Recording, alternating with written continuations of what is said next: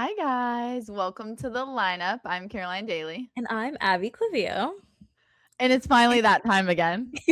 Take it away, Caroline. She's like, Caroline, here you go for the next 4 months. It's almost time for football. It is. By the time this comes out, it's August.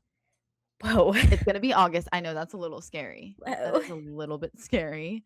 But it's almost time for football. People are starting to talk about football. Camps are starting. Practices are starting.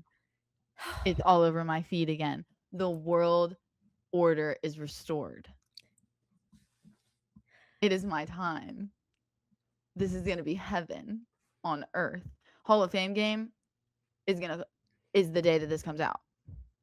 Yeah, I was gonna tomorrow. So today's July 31st, day of recording. Yeah. Tomorrow is August 1st. Yeah.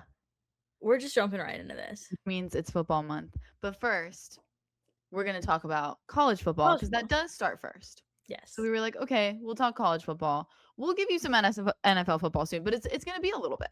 Yeah, be patient. It's going to be a little bit. Be patient. We need to see how training camp goes.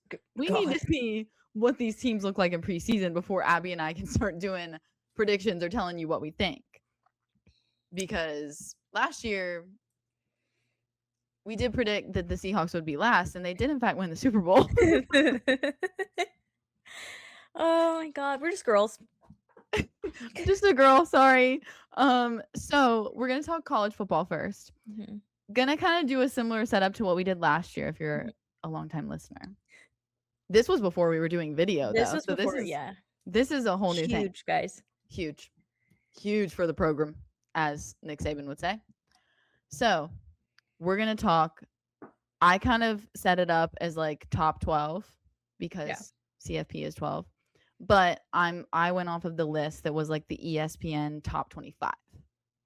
Yeah. So we picked the top 12 teams out of that, like whatever preseason projections based on players that they have returning, players who have left, what is the team looking like, what is the biggest question.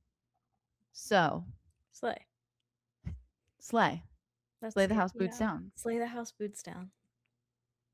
So, shall we kick it off with number 1? Preseason number 1, as of right now, is the Ohio State Buckeyes. You didn't include the D in the notes, and I was worried because people are going to come for us. The Ohio State Buckeyes. Sorry, that is not in my notes. Okay. Number 1 is the Ohio State Buckeyes, the Ohio State University. So last year, 2025, they were 12-2. Pretty good. Right? Pretty good. So their quarterback and best wide receiver, Jeremiah Julian Sayin, Jeremiah Smith, who dog. D-A-W-G dog. Dog. Yeah. Dog with the Long Island accent. Dog. Okay. They're returning. Yeah. Okay. Amazing. They did win the Natty in 2024. So recent success. Mm-hmm. Here's my question though. Whiskey. It's okay. You can. Abby's dog Whiskey knocked off her laptop. It's okay. He can come on a pod. Whiskey on a pod.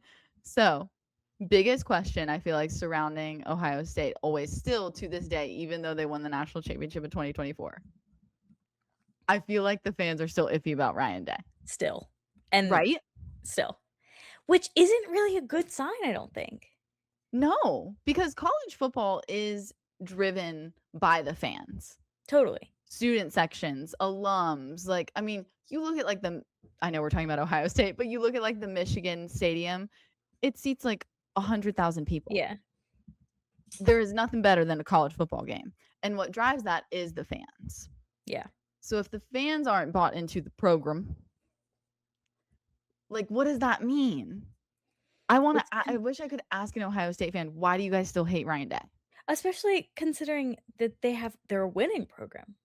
Yeah. I think what it is for Ohio State fans is you just got to beat Michigan. I guess, and he hasn't done that a ton. Maybe that's what it is. But I would love to ask an Ohio State fan. Like what the vibe is. What is the vibe? What is the temperature on Ryan Day? Do we still not like him? And if we don't, why? Because they're successful. Because from an outsider, it seems very confusing. I'm very confused. Yeah. Because they're successful. They're consistently at the top. They just won a national championship. Mhm. Like And 2 years ago is not a long time. people are still like, They're like, he's not. ah. Yeah. So my biggest question, I guess, is how we feeling about Ryan Day. How's everyone feeling about Ryan Day? But we can't answer that question. Yeah. So, Yeah. Y'all let us but know. they're in number 1. Let us know. Number 2, the Oregon Ducks. So last year they were 13-2, similar record Mhm. as Ohio State. Which most of these teams, they have to have that similar, you know? You have to have. I mean, you can only have 2 losses, Yeah. pretty much. That's it. You can't have 3 because then you're out of the top 12, essentially. So they have a new quarterback. Yep. The Nebraska quarterback, Dylan Raiola. Is he the young man that apparently looks like Patrick Mahomes? I think so. Allegedly. We'll say College football is allegedly. not up here for me. So Yeah. I don't really. That's Yeah. why she said, Caroline, here you go. So Right. I think this is the young man that looks like Patrick Mahomes or wants to look like Patrick Mahomes. Is that it? Like he thinks that he's Mahomes? Like is that the sitch? Or I do think people just like compare their appearance? I think that it started with people comparing their appearance and like mannerisms Oh, and then his during warm-ups. Yes. So then this young man, Dylan Raiola, was like, "Oh, I'm him. I'm him. I'm him. I'm Patrick Mahomes." And it's like, Not do also hold do you on. want to be? Pause. Have you won 3 Super Bowl? Just a thought. So this young man from Nebraska is now an Oregon Duck. High Puddles also. Probably one of our top, 5 mascots? Most talked about mascots on this show. I freaking love Puddles. But they don't call him anymore. They don't call him Puddles anymore. They call him the Duck, I think. That's Something lame. like that. Okay. We'll still call him Puddles. So last year their quarterback Dante Moore left for the NFL. So now they have Patrick Mahomes lookalike. Here's my question. Okay. Can Oregon deliver? Sorry. It's a valid question, I think. Thank you. I just I feel Like they always kind of get there. And I know now it's tougher because they're playing more teams like an Ohio State, like a Michigan, all that kind of stuff.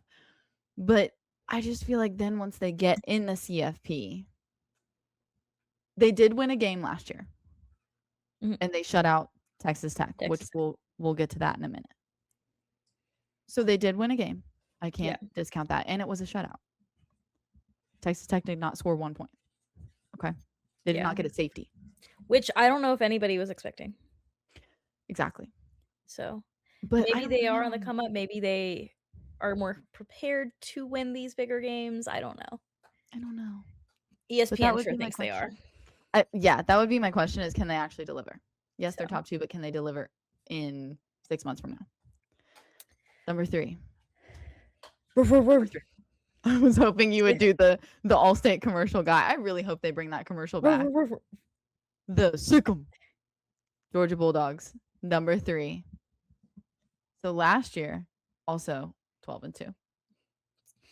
They have the most football name of all football names. That is freaking crazy. Yeah, it is. It's pretty good. Especially for an SEC quarterback. Quarterback Gunnar Stockton. Gunnar Stockton. Gunnar. Oh, wow. I love the South. Yeah, I feel like you could do the accent really well. Gunnar Stockton. Gunnar Stockton. And you don't even say Stockton. It's Stockton. Stockton. Yep. Gunnar Stockton. He is returning for the Bulldogs. For the Dogs. Yeah. Okay. They did lose, however. Zachariah Branch, their wide receiver, which I think wide receivers in college football are so important. So important. Well, because I mean, we've talked about this on like the reality sports show. Yes. But in the NFL, like QB is everything. It's that's the why franchise. That transition for young quarterbacks is so hard. Yes. Because in college football, that's not the case.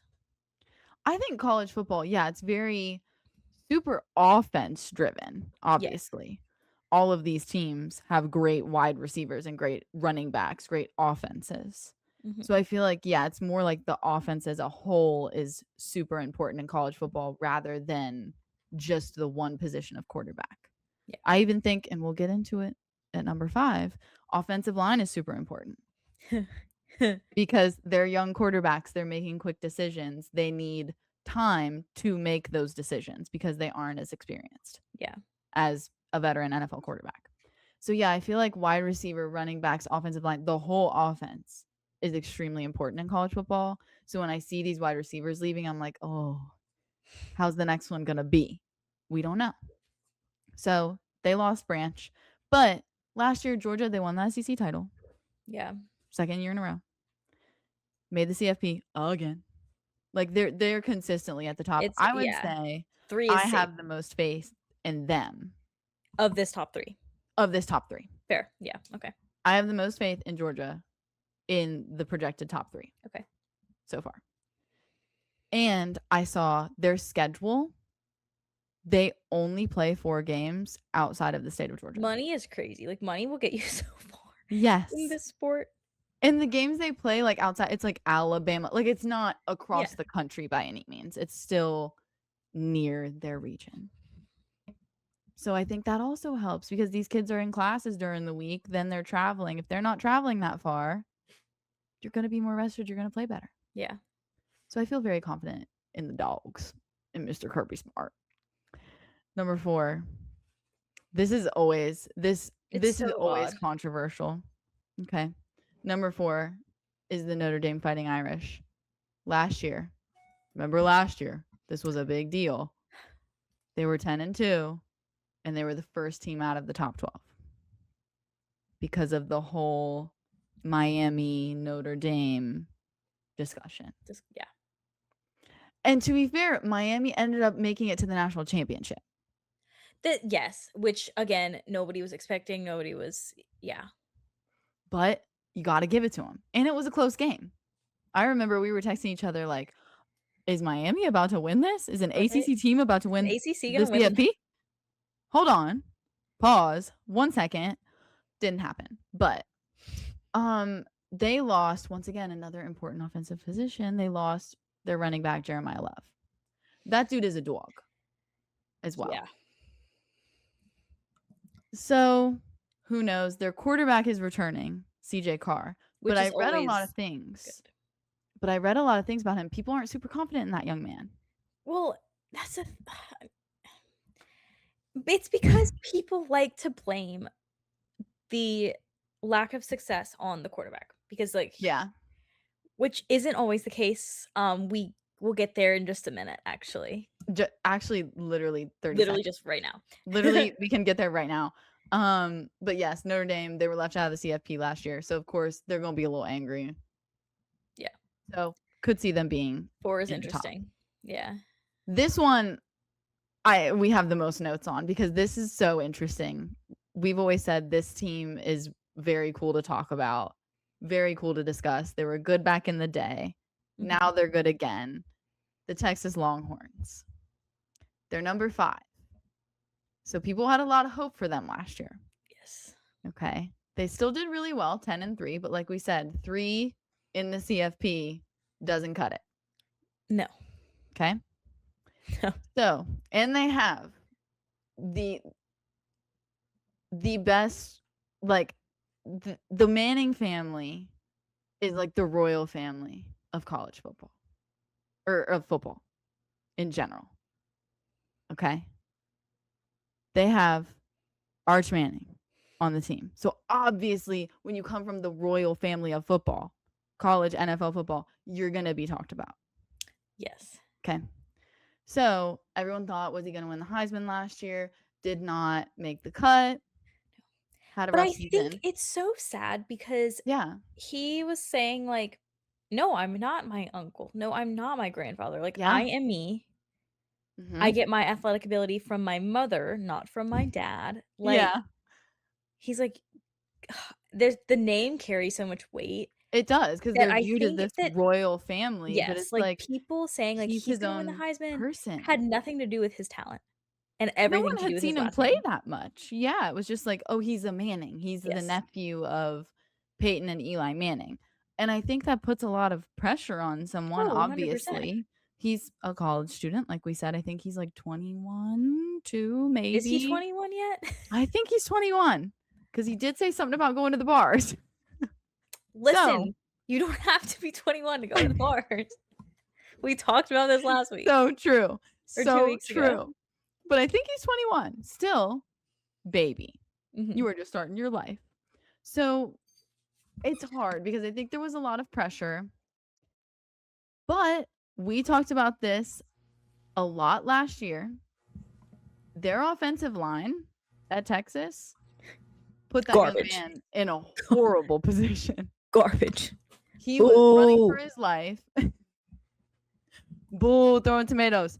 But right, they're so the Texas offensive line did not set him up for success. So obviously, Texas focused on that this offseason. Yes. Okay. They shifted positions around and then got more people to kind of fill in the gaps, which hopefully will help Arch Manning not run for his life. Yeah. So Connor Robertson, they shifted him to center. Yeah. Center, very important position. Okay. Then one of their tackles, Trevor Gooseby, he's returning. Then they added a Wake Forest, High North Carolina, a Wake Forest right tackle, Melvin, I think it's Sinai, something like that. He didn't allow a sack last year. Caroline's crazy stats. He didn't allow a singular sack. So hopefully now he's also on Wake Forest. I was going to say, that level of play is a little bit different. ACC football is a little bit different. But we're going to hope that Melvin slays. For the sake of Arch Manning. For the sake of Arch Manning's health. Then they moved Brandon Baker, also was already on Texas, to right guard. Then they added a Western Kentucky guard, Lawrence Seymour, at left guard, which I would say left guard. Actually, it would be that way for the camera. Yes. Left guard, so important. So important. So hopefully all these guys, the Connors, the Trevors, the Melvins, the Brandon, the Lawrence, can actually save Arch Manning's life this coming year. And then he can try for a Heisman, or he can try to just be successful. Play at the next level. Yeah. People were shocked when he entered the draft, or did not enter the NFL draft. I was not. One, he's a baby. Two, he needs more playing time. Yeah. So it can't hurt. I mean, also NIL nowadays. Dude. Get your bag, bro. Get your bag. Get your bag. If I was a college athlete, you'd be catching me trying to take 7 years. Now they got 5. I know. Anywho, number 6 are Natty Champs. Natty Champs. The Indiana Hoosiers. Obviously undefeated Natty Champ, just like the LSU season 2019. They just slayed the house boots down. Okay. Here's the problem. They did lose our Pookie. Quarterback Fernando Mendoza. Yeah. I mean, come on now. That's a big change. That's a big change. And this was their first ever national championship. Like no one was expecting it. 6 is fair. Yeah. I think it's fair. I think it's very fair because yes, they won the national championship, but it was their first ever and they lost their quarterback. So how do we know what they're going to look like this year? Yeah. I'm just fascinated by them. I am interested to see what they do because what they did last year and the years before that, building the team, it was so unexpected. Yeah. Like I would have never said, oh yeah, Indiana's going to win the national championship. No. I think it's so cool that they did. We at the Lineup Sports were rooting for that to happen. Yes. But I just don't know what to expect of them. They got the TCU quarterback, Josh Hoover. I also don't watch TCU a lot. I'm just going to be honest. No. So I don't know what to expect. So go Hoosiers. Chris Ignetti's still there. You can just Google him. Yeah, we're not getting into that. Not today. You can just Google him. So number 7, the runner-up. Yes. To last year's Natty Championship, the Miami Hurricanes. They were 13-3, like we said, made the CFP. No one kind of expected that going into the season, I don't think. No. And, I put in our notes, they did lose Carson Beck, but is that a loss? Can I say no? I posed it as a question for you. No. No, it's not. Yeah. Nobody is, like, glorifying him. Where is he going? Where is he? Arizona? Arizona. That's the team that last Holy year we kept shit. saying, like, "Oh, we forgot Arizona was in the Yeah, NFL." guys, I just, He's like there with I think Jacoby Brissett is starting, Yes. but And see, Carson that's Beck my is thing. there. Like, he wasted so much time playing for so freaking long in college. He's older than us, I think, Yes. right? Yes. Good lord, I've been working for 2 years. Get on LinkedIn, buddy. Listen, if Fernando's on LinkedIn, You get Carson your butt Beck, on LinkedIn. get your LinkedIn updated. Yeah, so for them, he is not the major loss. Okay. I'm sure dynamic and stuff will have to adjust, but you're gonna catch me praising a Duke boy here. Hold on. yeah. Hey, clip this sucker. Miami got Darian Mensah, right? Is that how you say his name? Darian Mensah from Duke, who last year, Caroline's crazy stats, he had 3,973 yards with 34 touchdowns. Again, ACC football is different, but, It is. Miami's in the ACC though. Miami yeah, Hey, but again he gonna be playing the same teams. Kind of. Yeah. In a way. So, shout out Duke quarterback. You'll never hear me say that, but I think he was really good last year. Obviously. Clearly, those stats are yeah. We'll see how he does. Playing similar teams, so I don't think it'll be a crazy adjustment. No. So yeah. Is the U back? Who knows? Who knows? Who knows? Okay, number 8, Ole Miss. This is another interesting one. Because of the situation last year. Coaching situation? Yes. Yeah. They were 13-2 last year, which shout out for having your coach leave and all the things, and they still I know, and they succeeded. That's why They I'm, did like, well not in the CFP. I don't know if I'm concerned about them. Yeah. They did well in the CFP after Lane Kiffin said, "Deuces, I'm out." I'm taking my coaching staff with me. Exactly. I'm taking everybody and their mama with me.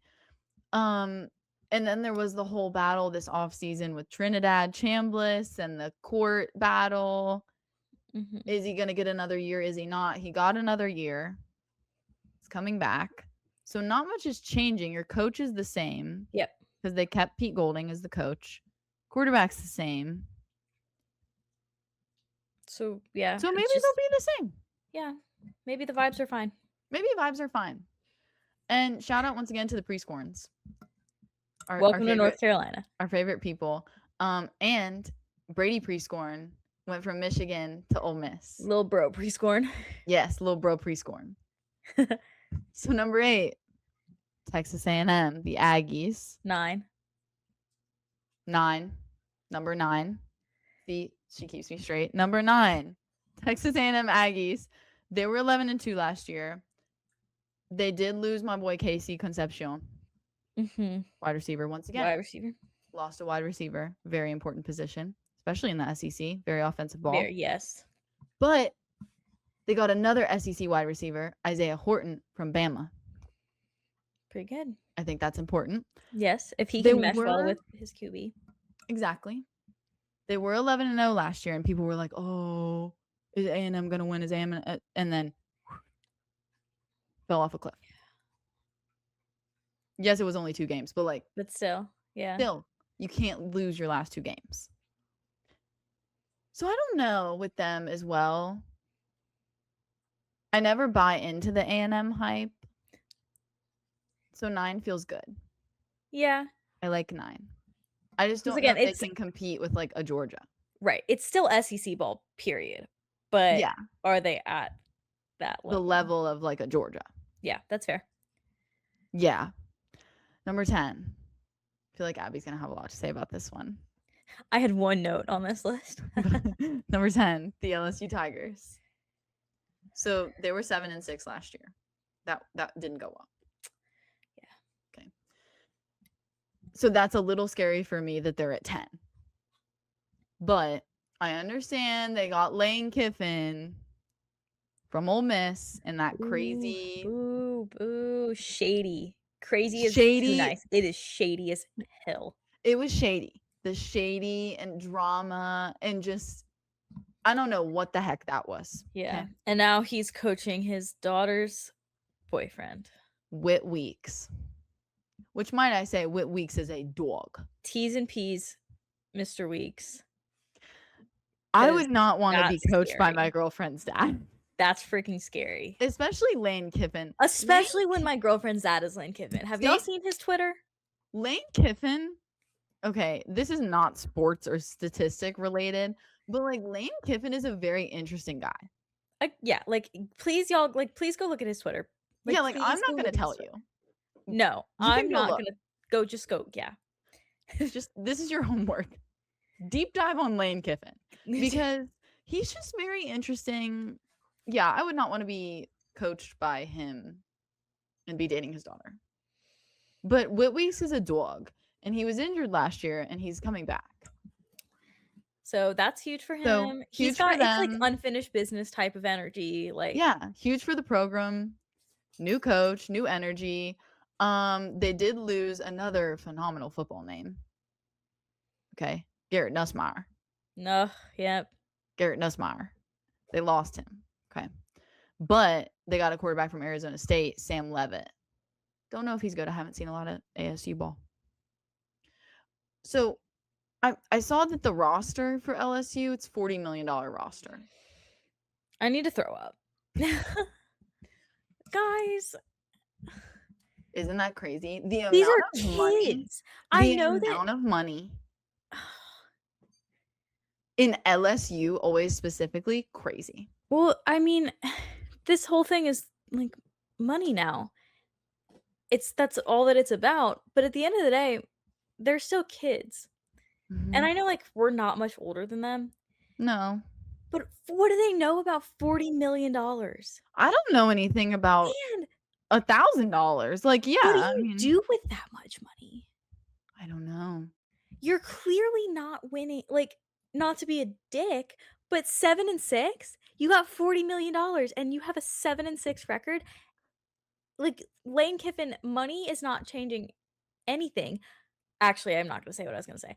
I was going to say LSU fans will come for you. Well, no, that's not the school I was going towards, but I can't. Yeah. We'll have to talk. Yeah, I can't. I need to know the piece. Okay. It goes anywhere. Like, yeah. Money is not always the solution. It helps because especially for young men, they love to see that dollar sign. The recruitment, it works so well. But again, $40 million and a 7-6 record. How much of a difference is that going to make? We'll see. I don't know. Yeah. I just like Lane Kiffin is just a question mark to me. Yeah. But we'll see. Yeah. We will see if LSU. And that's so fair considering that even after he left, look at Ole Miss. Yeah. True. They did really well. Yeah, true. This is true. Okay. Number 11. The Texas These last ones, like, okay. Yeah, I didn't write much for these. I don't have too much to say, but Texas Tech at number 11. They were 12-2, also similar to all the other teams. They had the whole Brendan Sorsby storyline and drama and back and forth. And now it's like sorted technically, and he's not playing, and he's also not going into the And now it's sorted out. Yeah, he's not playing for Texas Tech, but he's also the NFL didn't have a supplemental draft, so he's just not playing football. So all that drama for what? Exactly. So I feel like that's just been the main storyline around Texas Tech. So I don't know much else about Texas Tech and their level of play and their roster. Right. So other than what happened at the CFP. Exactly. Other than when they got shut out by Oregon in the CFP. Mm-hmm. So it's tough. It's like, yes, they made the CFP, but then they literally did not even score a safety. So I just don't. And then the Brendan Sorsby thing. With all of that combined, I have no idea what to think of them. No. But 11 feels like okay considering they didn't play in the CFP. Exactly. Like, I'm cool with it. Like an 11 to 15 range. Cool. Yeah, that's fine. Number 12 is the BYU Cougars, the Cougs. They're always a little sneaky. They are. They're always up here. the rankings people really like them. They like them every year. They were 12-2 as well. But once again, are they going to do anything about it? Are they going to deliver? I don't know. Yeah. This is kind of like, it's hard to tell with a team like this that's like they could fall off, but they're also always sneaky good. Yeah. They kind of go under the radar. And I almost think they go under the radar because their games are at like 10 o'clock. And nobody, yes. Right? Yes. Their games are at 10 p.m. I never really watched the Cougs. No. But everybody like, tells unless me you're they're out good. there. Unless you're on, like, Pacific time. I don't know much. Yeah. I'm not watching. Yeah. Unfortunately, I'm not tuning into hey when guys, they like, used to have Pac-12 after like, dark. good night. Like, I was especially not Pac-12 no. after dark when that was a thing. Like, I'm so sorry. I was And I'm sure it was so lit. I watched it one time. Was it and guess awesome or what? was it It not was worth lit. it? Oh, okay. It was lit. I figured. Because you're also on this football high. If you're someone as crazy as me that just loves football, you literally woke up at 8 a.m. to watch game day at 9, college game day, and you're still watching football and it's 12 a.m. the next day. That's kind of lit. That is like, that's my dream date. Cute. Like that. Can we watch football for 12 hours? And also, really, like, don't say 15. anything. And also, don't talk to me. You can be here. My dream date is sitting and watching college football and you don't 15 say anything. to 16 hours, and the man doesn't open his mouth. Please. I'm kidding. I'm totally kidding. Am I? No. Well, and there has to be snacks, and there's other like bullet points under that. Of course. But so yeah, when I did watch the Cougs at 12 a.m., it was kind of lit. Yeah. So maybe 12 is pretty good for them. Yeah. The Mormons get lit in the middle of the night. Mormons get lit, I'm sure. I know y'all are bored. Like, or like Secret Lives of Mormon Ryan's like, oh my gosh, I can't drink coffee and I can't drink alcohol, but we should go do ketamine. So like, is football like that for you guys too? Like, is that like a drug? That's my drug. Like no, like sat in front of the TV, not blinking. Just that. Just IV drip in my arm. Yeah. That's football. Football is guys, a drug and that's for me. Literally put it in my veins. And it is coming so soon. It's August.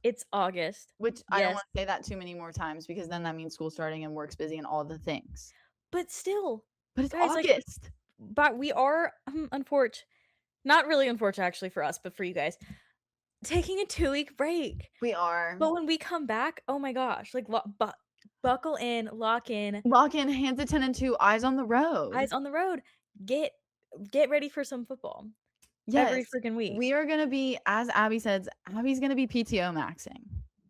Yes. Abby's going to PTO max. Because then no PTO max. No PTO max. Abby's going to PTO max and Caroline's going to get her life straight. Locked in. Yeah. But then we'll be back and better than ever. And we'll be a little bit different too. We'll be a little bit different. We'll look a little bit different. Yes. And like I said, maybe like check your inboxes. check the link in the description. Not this one, but not this episode. Maybe the next few. But guys, don't worry, because when we're gone from your AirPods or your Beats or whatever you use to listen to us, your car radio, you can still find us and see what we're up to. Other episodes. You need to catch up. Yes, if you're not caught up. Because we don't just talk about sports. We talk about Ellie the elephant. We talk about Drizzalicious. We talk about our dream dates. Right. See this week. Reversal. So listen, if you're not caught up, which you should be, Podcasts, Spotify, the Lineup Sports Pod, and YouTube if you're a watcher. 100%. The Lineup _sports_pod. Be sure to like and subscribe if you're already here. Also, same tag, same username on TikTok and on Instagram. So be sure to follow us there. Check out what we're doing all the time. Yeah, new stuff during the break. New stuff is coming. During the break, Yes, new stuff. exactly. So follow us. You so might you know what not we're up get to see clips of us talking, but you're gonna see some new stuff. New stuff. We're so excited. Yeah. And again, if you want to see what we're up to in our lives off camera, off air, be sure to follow us on Instagram. Mine is Abby N. Clavio. And mine is Caroline E. Daly. Thank you. Thank you guys so much for watching and listening. We will see you guys in 3 weeks. That's crazy. Sorry. Bye. Bye. She said